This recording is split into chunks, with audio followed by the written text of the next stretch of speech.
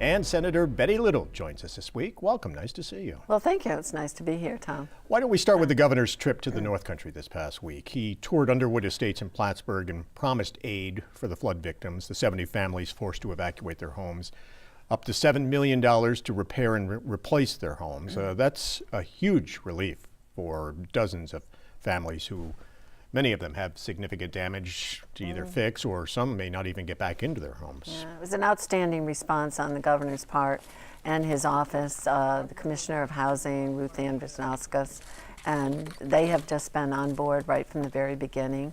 You know, one of the biggest problems is it wasn't large enough to meet any federal thresholds to bring in federal aid and FEMA.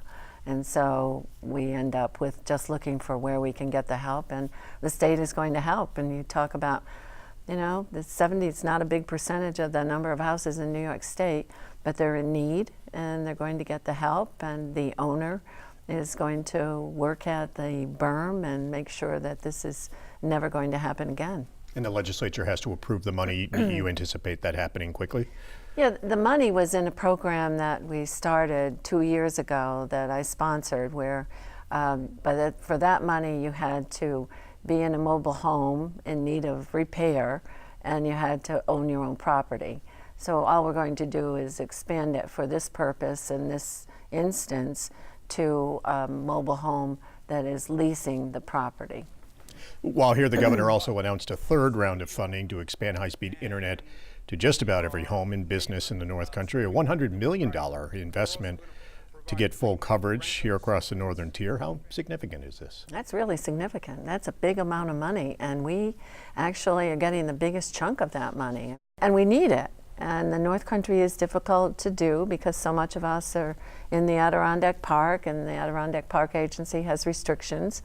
But last year, we passed a constitutional amendment on the width of a road and to allow for broadband to be alongside any road, that even though that road passes through forest preserve, or you might have a big stretch of forest preserve that you couldn't previously have buried fiber in. Now you can. I think it's no longer this idea that wouldn't it be nice to have internet and broadband and be able to have a cell phone that you could use, you know, pretty regularly. It's more now, it's about health, safety, and it's about our economy. So this will help. It'll fill in those areas and the gap, and we're going to work on it. And there was one creative part of it, I thought, for someone who's in a really remote area, there'll be a program to work on the satellite. And the one of the satellite companies has just launched a new satellite. It's supposed to be active today, the beginning of February, and that's going to be better access, faster access, and hopefully less expensive. Is cell coverage still a problem, though? It is, and you'd be surprised, but Washington County, parts of it that aren't in the Adirondack Park still lack cell coverage. But the Northway is pretty well covered. It does go out a little bit around exit 27, 28, and sometimes around 26. There's one spot as you go down the hill from Warrensburg into Lake George, you can lose a call. Not that I talk on my cell phone on the car a lot, but you can pretty much talk all the way to Plattsburgh and to Canada. And it's an international highway, so you should be able to. But there are some long stretches. Used to be that you couldn't go from Warrensburg to Tupper Lake. There was no cell coverage in between. Now there's cell coverage in Indian Lake, just the hamlet area. You can hit some in Blue Mountain Lake, and Long Lake has a little bit of cell coverage now, and Tupper Lake. So yes, we're improving. The APA has gotten better, but we need taller towers. And you could have fewer, taller towers, would have better coverage, and be more environmental because you haven't disturbed the land. So it seems for so many years the push was to go for the shorter towers, to disguise them, to hide them in among the ridge line, to disguise them as trees, and to keep them low so they weren't visible. You think people are getting beyond that point now where they don't want to see the cell towers? I think people begin to understand that they're almost like a utility pole. You need this power. We have saved people hiking. We have found people who have died in the woods and been able to find the body because of the ping they can get from their cell phone. I think it's very important for safety. You spoke at the Chamber Legislative Breakfast this past week, and you talked about the session ahead, and the budget hearings are underway. How difficult of a year is this going to be as lawmakers face what could be a $4.5 to maybe more $6 billion deficit?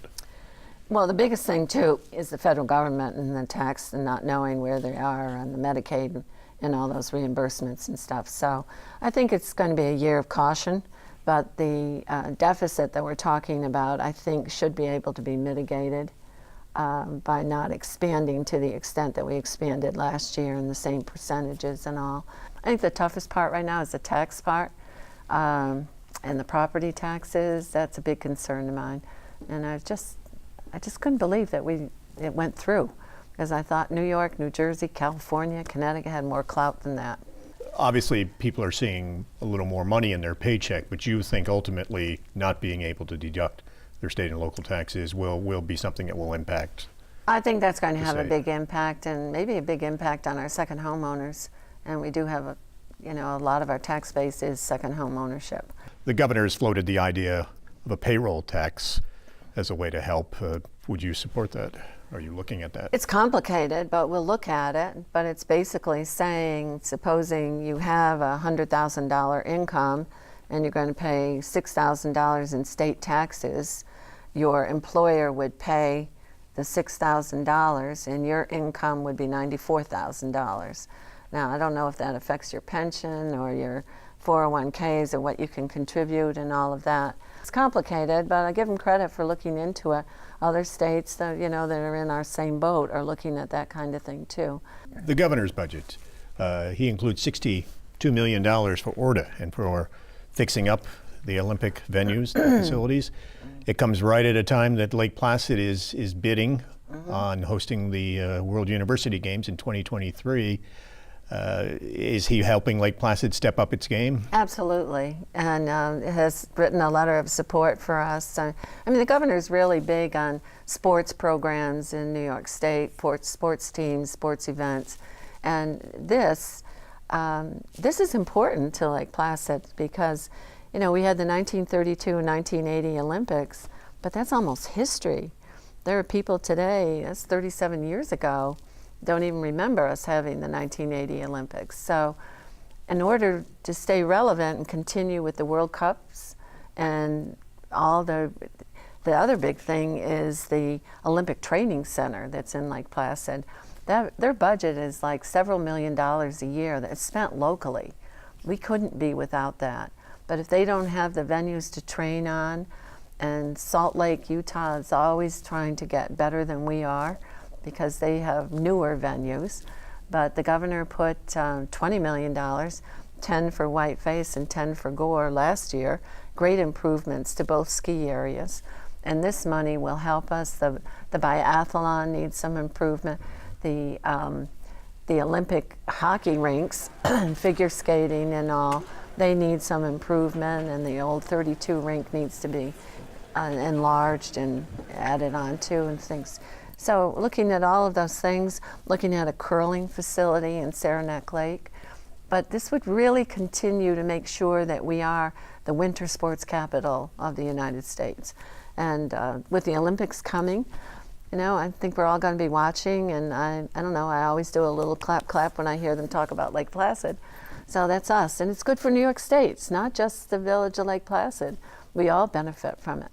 Do you think it's laying the groundwork for another Olympic bid? Well, this is one down from an Olympic bid. And the new Olympic committees are talking about they want to go to places that already have the venues because they're finding that it's a waste of money to keep rebuilding them all over the place. So we'll see. But this time it would have to involve other places in the state or even a cross-border. Yeah, well, this is going to involve other places. There'll be ice rinks used in Plattsburgh. And at Plattsburgh State, the university here, and then also in Potsdam and Canton with our universities we have over there. That's the thing that we're working on the most right now. The governor wants a task force to study allowing recreational use of small amounts of marijuana. Vermont and Massachusetts have done it already. Canada will this summer. Is it time for New York to consider it? I think it's probably time to talk about it, but I think that just a few years ago we passed medical marijuana, which I supported, and it has been very helpful to many people who are using it for pain relief and epilepsy, seizures, and all of that. We've expanded the uses of it. We've gone to PTSD or for military and traumatic injuries. I've even heard that it may help in opioid recovery, for addiction recovery. So I think that's something to be looked at.